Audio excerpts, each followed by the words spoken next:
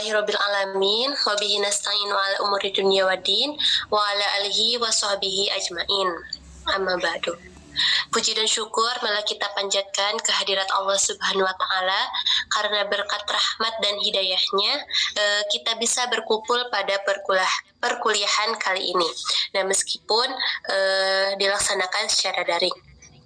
Salawat beserta salam semoga tercurah limpahkan kepada Nabi Muhammad Sallallahu Alaihi Wasallam, juga kepada keluarganya, para sahabatnya, maupun tabiin dan tabiatnya, juga kita sekalian selaku umatnya. Nah, yang terhormat Bapak Rizal Gantizar Gifari, SPD MPD, selaku dosen pengampu mata kuliah Etika Profesi Keguruan, dan juga teman-teman yang saya banggakan.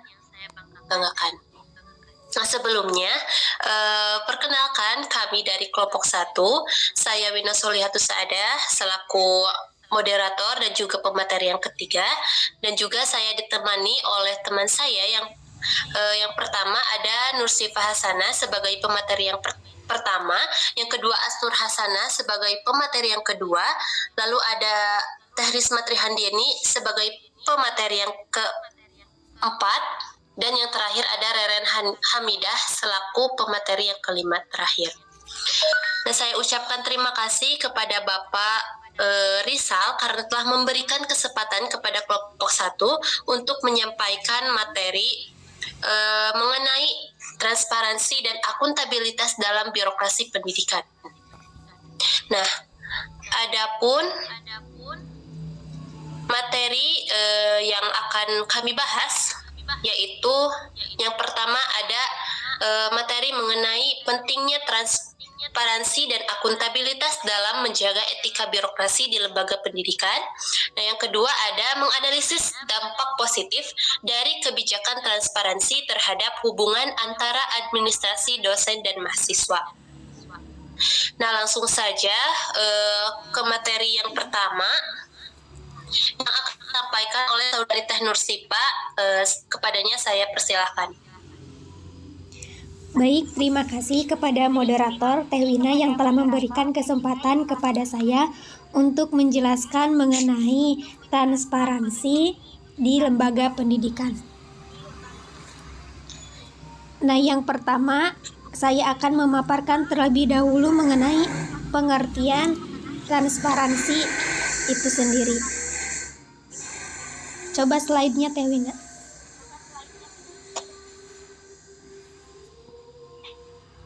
Nah, yang pertama, transparansi menurut Abdul Hafiz Tanjung. Transparansi merupakan sebagai upaya untuk memberikan informasi yang terbuka dan jujur kepada masyarakat, bahwa masyarakat itu memiliki hak untuk mengetahui secara terbuka dan menyeluruh atas pertanggungjawaban pemerintah. Kemudian, menurut Arifin Thohir, transparansi ialah prinsip keterbukaan dalam melaksanakan suatu syarat penting untuk menciptakan good governance ataupun pemerintahan yang baik.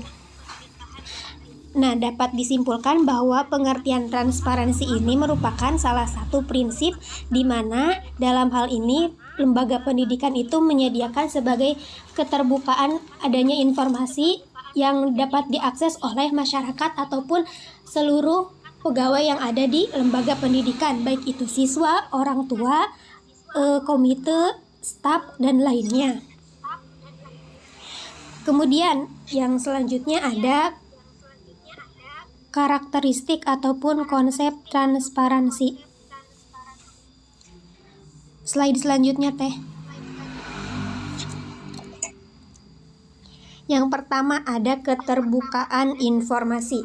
Maksudnya dalam transparansi ini yaitu menekankan pentingnya menyediakan informasi yang terbuka tanpa adanya manipulasi ataupun penyembunyian fakta. Nah, dalam hal ini ketika sebuah lembaga itu mempunyai prinsip transparansi, maka dalam hal ini penting bagi sebuah lembaga itu untuk menyediakan informasi tanpa adanya penyembunyian fakta di belakangnya.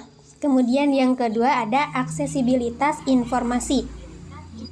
Nah, maksudnya informasi yang transparan itu harus mudah diakses oleh semua pihak terkait. Nah, termasuk dalam hal orang tua, siswa, kemudian dan ataupun staf-staf dari pegawai sekolah itu sendiri. Nah, misalnya dengan hal ini bisa sebuah lembaga itu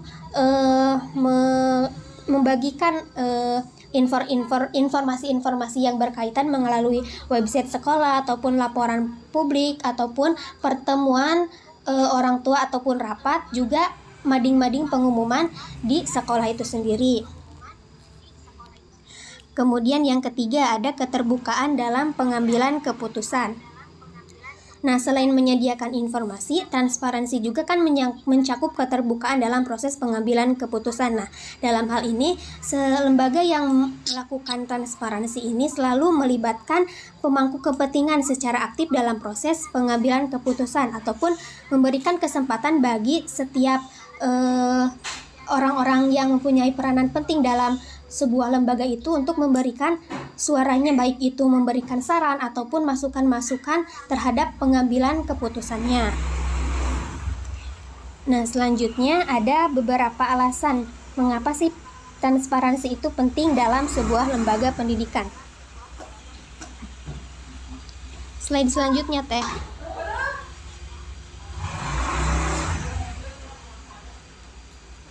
Yang pertama adalah membangun kepercayaan. Nah, transparansi ini akan menimbulkan kepercayaan dari diantara semua pihak terkait, baik itu siswa, orang tua, tenaga pendidik, ataupun masyarakat.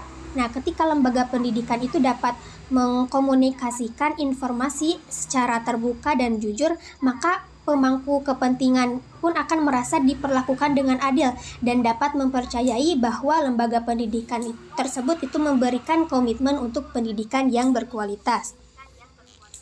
Kemudian yang kedua, mendukung keputusan yang informasional.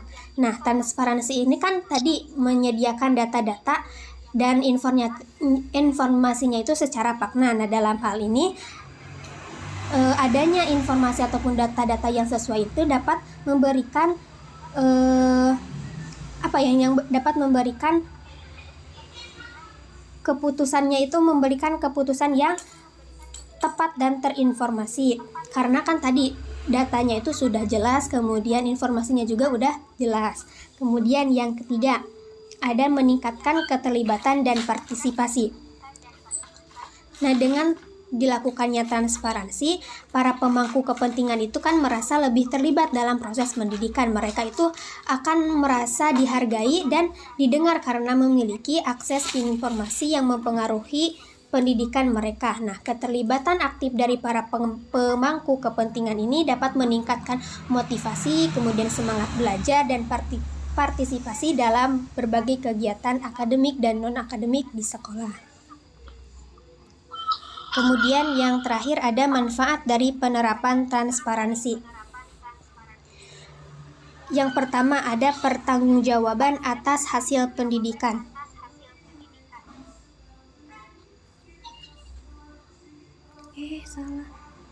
Yang pertama itu meningkatkan kepercayaan dan reputasi.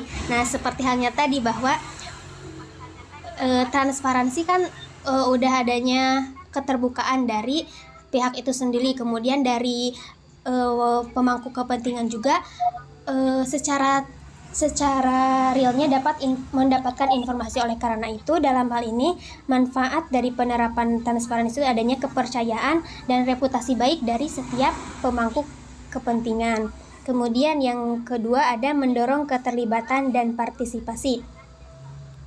Kemudian yang ketiga meningkatkan efektivitas manajemen dan meminimalkan konflik dan isu. Jadi akan terjadinya peminimalisan dalam terjadinya konflik karena adanya tadi keterbukaan atas informasi yang diberikan dari pihak sekolah. Mungkin itu pemaparan dari saya mengenai transparansi di lembaga pendidikan. Waktu saya kembalikan kepada moderator. Baik, terima kasih kepada Saudara Teh Nursipa yang telah menyampaikan materi yang pertama. Selanjutnya dilanjutkan materi yang kedua oleh Saudari Teh Aas. Kepadanya saya persilahkan. Baik, terima kasih kepada moderator yang telah memberikan waktu kepada saya untuk memaparkan materi yang kedua, yaitu pengertian akuntabilitas. Menurut United Nations Developmental Program atau UNDP, akuntabilitas adalah evaluasi terhadap proses pelaksanaan kegiatan atau kinerja organisasi untuk dapat dipertanggungjawabkan serta sebagai umpan balik bagi pimpinan organisasi untuk dapat lebih meningkatkan pertanggungjawaban kinerja organisasi pada masa yang akan datang. Yang kedua yaitu menurut Mardiasmo, yaitu akuntabilitas adalah kewajiban melaporkan dan mencapai hasil yang telah ditetapkan sebelumnya melalui media pertanggungjawaban yang dikerjakan secara berkala. Kemudian konsep akuntabilitas dalam manajemen pendidikan mengacu pada prinsip dan praktik mengenai pertanggungjawaban dan kewajiban lembaga pendidikan untuk mencapai tujuan pendidikan, mengelola sumber daya dan efisien, dan memberikan pelayanan yang berkualitas. Dalam kata lain, akuntabilitas berarti bertanggungjawab atas pencapaian hasil yang diharapkan dan berbagai keputusan yang diambil. Beberapa karakteristik dari konsep akuntabilitas dalam lembaga pendidikan yaitu yang pertama, pertanggungjawaban atas hasil pendidikan. Akuntabilitas dalam manajemen pendidikan menuntut lembaga pendidikan untuk bertanggung jawab atas hasil belajar siswa. Hal ini mencakup memastikan bahwa siswa mencapai tingkat pencapaian yang diharapkan sesuai dengan standar pendidikan yang ditetapkan. Yang kedua yaitu transparansi dalam penggunaan sumber daya. Akuntabilitas mengharuskan lembaga pendidikan untuk menyediakan informasi yang jelas dan terbuka tentang pengelolaan sumber daya, termasuk anggaran, dana, dan aset lainnya. Yang ketiga yaitu evaluasi dan pemantauan kinerja. Akuntabilitas mencakup evaluasi dan pemantauan kinerja lembaga pendidikan secara teratur. Evaluasi ini dapat dilakukan dengan berbagai cara, misalnya ujian standar, penilaian formatif, atau survei kepuasan siswa dan orang tua. Yang keempat yaitu responsif terhadap kebutuhan pemangku kepentingan. Akuntabilitas juga mencakup tanggung jawab lembaga pendidikan untuk merespon kebutuhan dan masukan dari para pemangku kepentingan seperti siswa, orang tua, dan tenaga pendidik. Dan yang kelima yaitu pengambilan keputusan berbasis bukti. Akuntabilitas mendorong pengambilan keputusan yang berbasis pada bukti dan data, bukan hanya berdasarkan asumsi atau pendekatan berdasarkan opini semata. Hal ini berarti bahwa keputusan yang diambil harus didukung oleh analisis data dan informasi yang relevan. Manfaat dari penerapan akuntabilitas dalam lembaga pendidikan yang pertama yaitu meningkatkan kualitas pendidikan. Yang kedua, meningkatkan efisiensi pengelolaan sumber daya. Yang ketiga, membangun kepercayaan dan kepuasan pemangku kepentingan. Dan yang keempat, mengidentifikasikan kebutuhan dan perbaikan. Sekian pemaparan dari saya. Waktu saya kembalikan kepada moderator.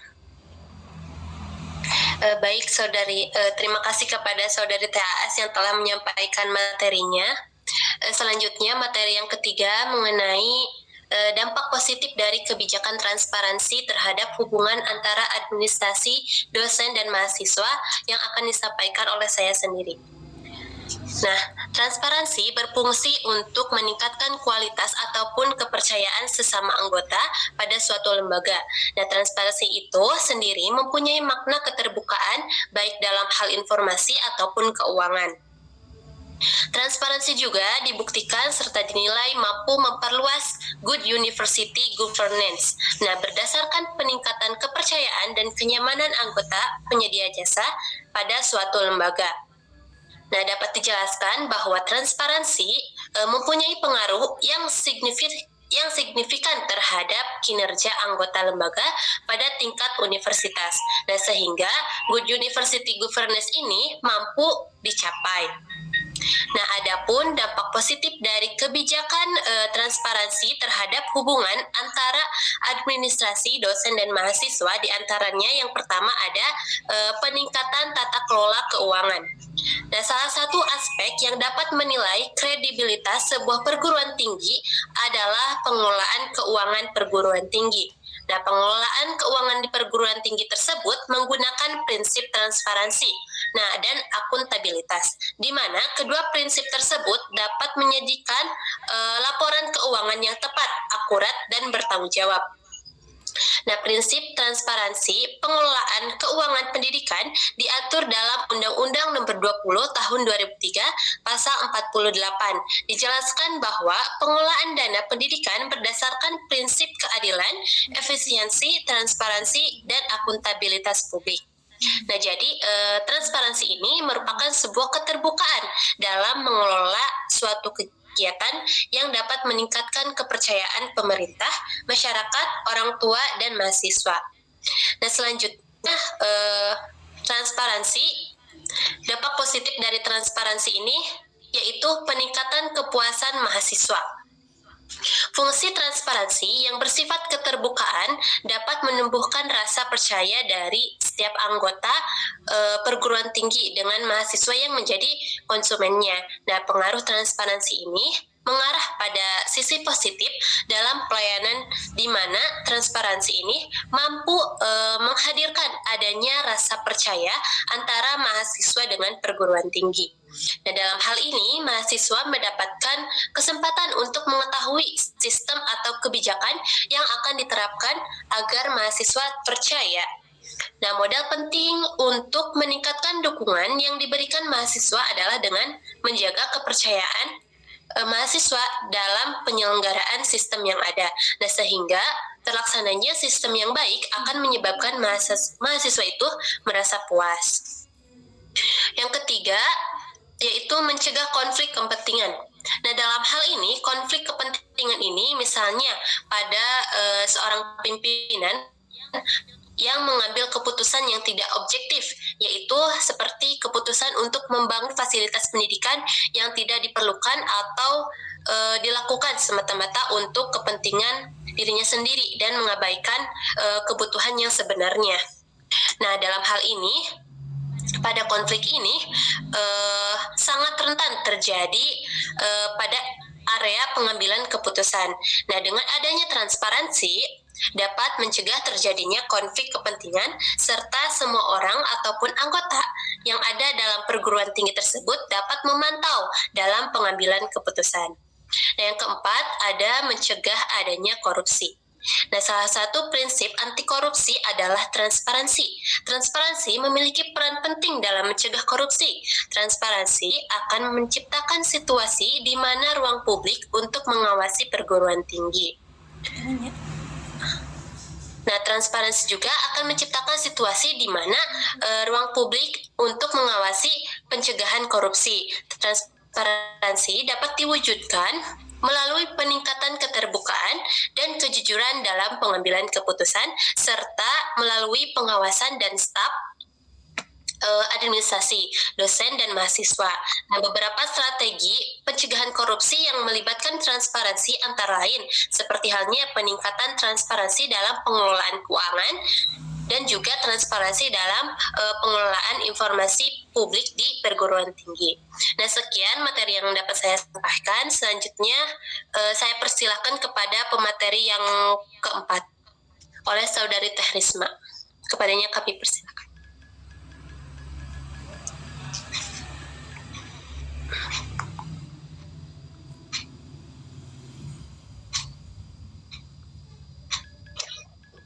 Ya, baik. Terima kasih kepada moderator yang telah memberikan kesempatan waktunya kepada saya untuk melanjutkan materi yang selanjutnya. Nah, untuk materi yang selanjutnya, masih terdapat dalam dampak positif dari kebijakan transparansi terhadap hubungan antara administrasi, dosen dan mahasiswa. Nah, di sini juga terdapat beberapa dampak. Yang pertama, ada meningkatkan kepercayaan. Nah, dalam kebijakan transparansi ini memungkinkan informasi yang relevan dan penting yang dapat diakses oleh semua pihak yang terkait. Nah, hal ini dapat meningkatkan kepercayaan antara administrasi, dosen, dan mahasiswa karena tidak ada informasi yang disembunyikan atau ditutup-tutupi. Nah, adapun yang kedua, ada mendorong partisipasi aktif dan adanya kebijakan dengan adanya kebijakan transparansi, mahasiswa dan dosen dapat terlibat secara aktif dalam proses pengambilan keputusan. Jadi mereka dapat memberikan masukan dan berpendapat untuk berpendapat mereka berdasarkan informasi yang tersedia.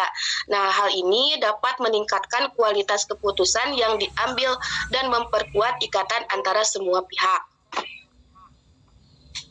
Nah, yang ketiga ada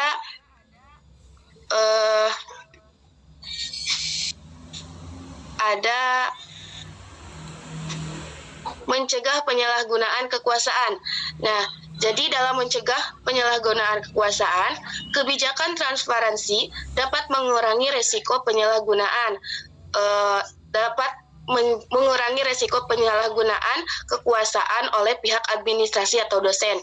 Jadi dengan adanya akses terbuka terhadap informasi tindakan yang tidak etis atau melanggar aturan dapat dengan mudah terdeteksi dan diatasi. Nah, poin yang terakhir ada meningkatkan akuntabilitas. Jadi dengan kebijakan transparansi, semua pihak terkait harus bertanggung jawab atas tindakan dan keputusan mereka. Nah, dalam informasi ini transparansi memungkinkan evaluasi yang objektif terhadap kinerja administrasi dan dosen. Nah, hal ini dapat mendorong untuk bekerja lebih baik dan meningkatkan kualitas layanan yang diberikan kepada mahasiswa. Mungkin sekian pemaparan dari saya, dikembalikan kepada moderator.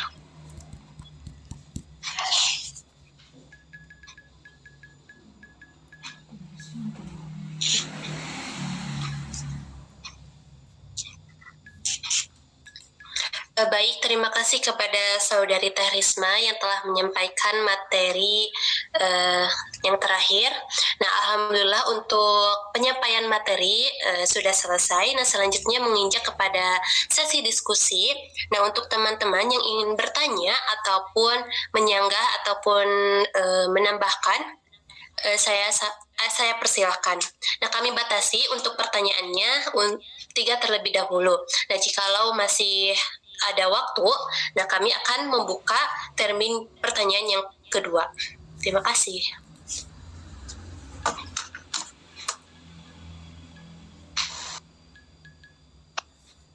Izin bertanya, Teh. Ya, silahkan. Terima kasih. Nah, tadi kan sudah dijelaskan mengenai transparansi dan akuntabilitas dalam birokrasi pendidikan. Nah, pertanyaannya, ini terbalik gitu. Jadi bagaimana birokrasi pendidikan itu dapat meningkatkan tingkat transparansi dan akuntabilitas dalam pengelolaan sumber daya dan kebijakan pendidikan? Apakah bisa dipahami deh? Nah, lalu terima kasih. Bagaimana pihak terkait melakukan evaluasi atau peninjauan terhadap transparansi dan akuntabilitas birokrasi tersebut? Gitu deh. Ya.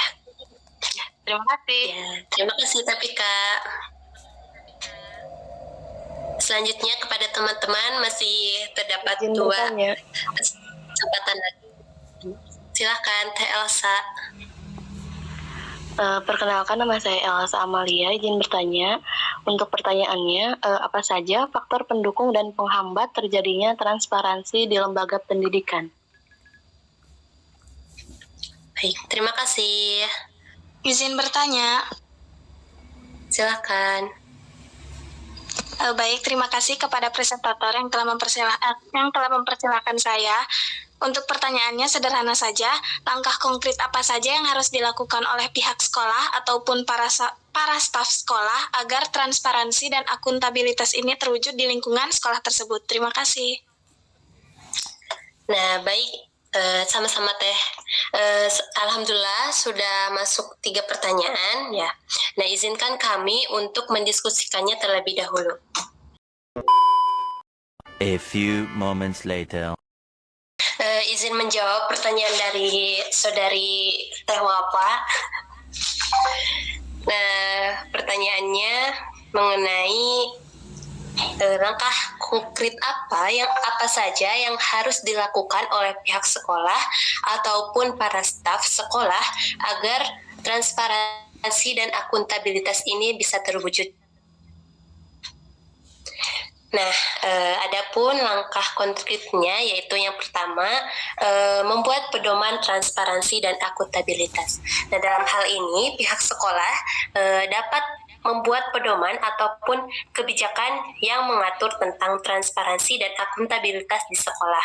Nah, pedoman ini dapat mencakup hal-hal seperti pengelolaan keuangan, pengelolaan aset, pengelolaan data siswa, dan lain sebagainya.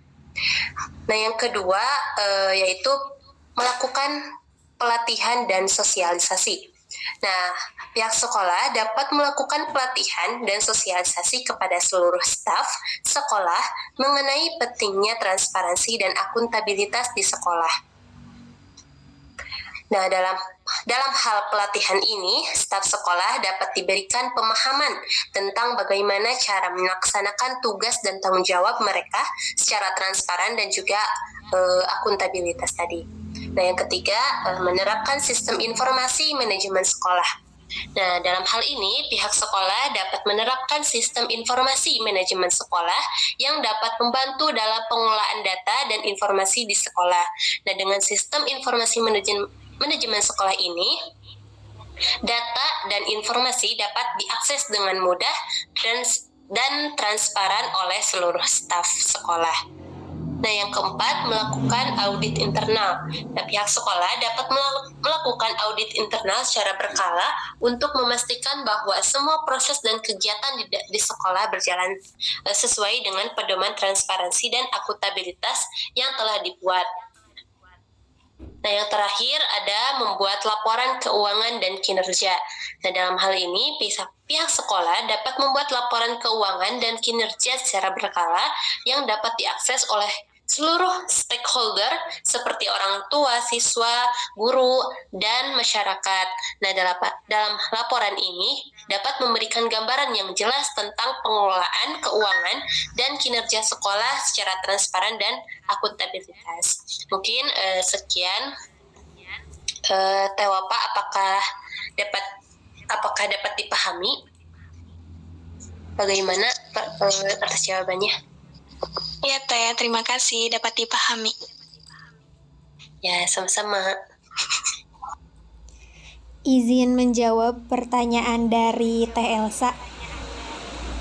Pertanyaannya tadi Teh, bagaimana faktor pendukung dan faktor penghambat terjadinya transparansi di lembaga pendidikan ya? Nah, yang pertama ada faktor pendukung transparansi. Di antaranya yaitu yang pertama adanya kepemimpinan yang berkomitmen untuk melakukan transparansi. Nah, dalam hal ini ketika sebuah lembaga itu kepemimpinannya sudah berkomitmen untuk melakukan transparansi dan sudah menjadikan bahwa transparansi itu menjadi sebuah budaya di lembaga tersebut, maka ini sudah termasuk menjadi faktor pendukungnya. Kemudian yang kedua adanya keberadaan teknologi informasi dan aksesnya yang mudah.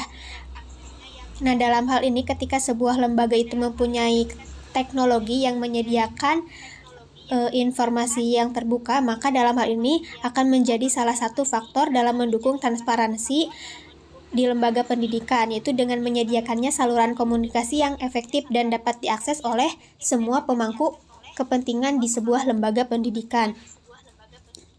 Nah, kemudian ketiga ada kebijakan dan peraturan yang mendukung transparansi dalam manajemen. Nah, dalam hal ini kebijakan ataupun peraturan tersebut memberikan landasan hukum bagi lembaga pendidikan untuk menyediakan informasi dengan terbuka. Nah, kebijakan ini dapat mencakup aturan tentang laporan publik, akses informasi, ataupun partisipasi dari pemangku kepentingan di sebuah lembaga. Adapun faktor penghambat transparansi yang pertama yaitu adanya ketidakpercayaan dan ketakutan. Nah, ketidakpercayaan ataupun ketakutan ini terjadi dari pihak-pihak yang memiliki kekhawatiran ataupun pikiran negatif terhadap informasi yang terbuka. Jadi takut informasi yang terbuka takut disalahgunakan ataupun disalahgunakan oleh masyarakat ataupun pemangku kepentingan yang ada di sebuah lembaga. Kemudian yang kedua ada kurangnya sumber daya. Nah, tadi kan saya berbicara bahwa salah satu faktor pendukungnya adanya kesediaan teknologi. Nah, dalam hal ini menjadi penghambatnya ketika sebuah lembaga itu tidak mempunyai sumber daya ataupun teknologi yang menyediakan ataupun menjadi sarana dalam penyampaian informasi. Nah, dalam hal ini ketika sebuah lembaga tidak punya teknologi ataupun staf ahli yang dapat menyalurkan informasi-informasi, ini menjadikan suatu penghambat dalam sebuah lembaga pendidikan dalam melaksanakan transparansi. Mungkin demikian jawaban dari pertanyaan Teh Elsa. Mungkin nanti ada tambahan lain dari rekan saya. Baik, terima kasih Teh. Izin menambahkan jawaban dari Teh Nursifa untuk faktor pendukung transparansi di lembaga pendidikan, yaitu dengan adanya kebijakan yang jelas, komunikasi yang terbuka, keterlibatan aktif dari pihak stakeholder, dan penggunaan teknologi informasi. Sementara itu, faktor penghambatnya bisa melibatkan kurangnya kebijakan yang mendukung, asistensi terhadap perubahan, dan ketidakjelasan dalam komunikasi organisasi.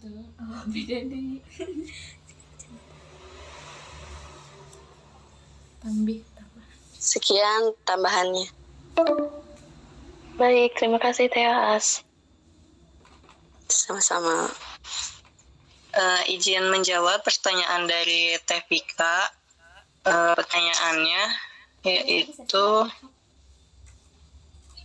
bagaimana birokrasi pendidikan dapat meningkatkan tingkat transparansi dan akuntabilitas dalam pengelolaan sumber daya dan kebijakan pendidikan.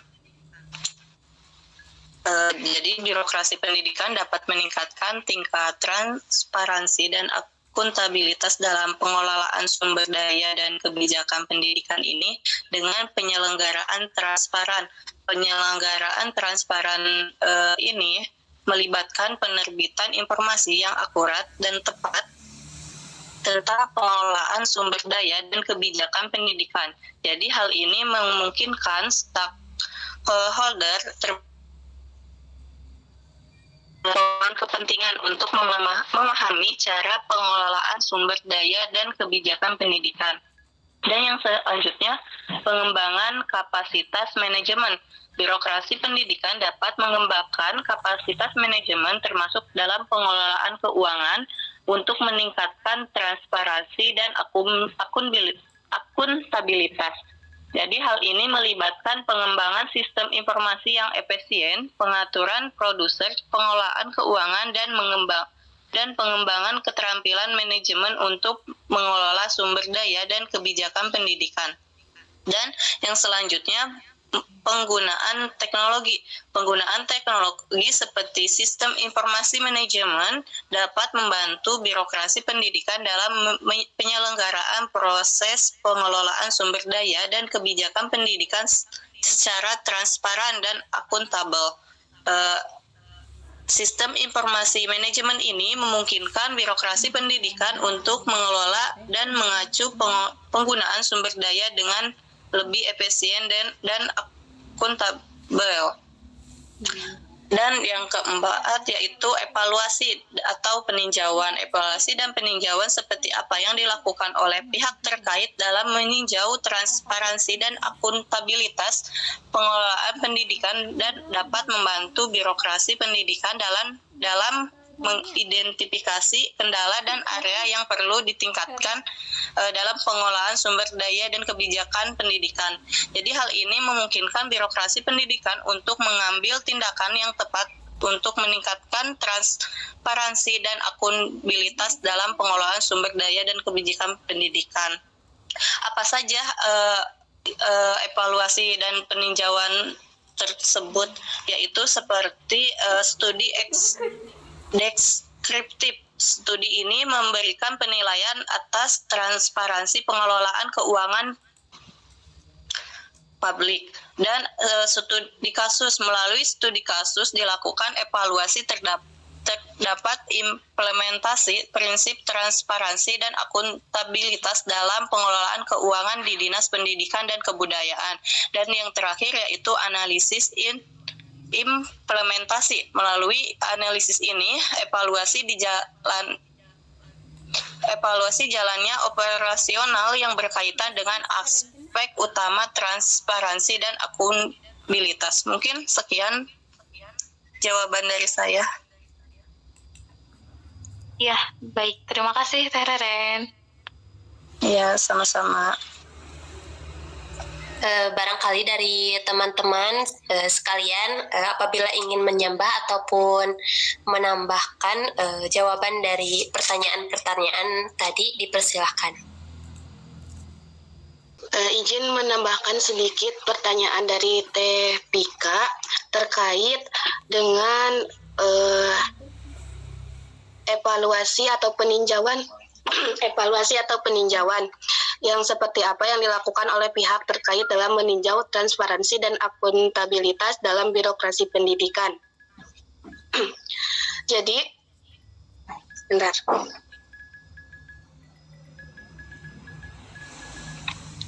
Nah, jadi dalam pihak terkait dapat melakukan evaluasi atau peninjauan terhadap transparansi dan akuntabilitas dalam birokrasi pendidikan.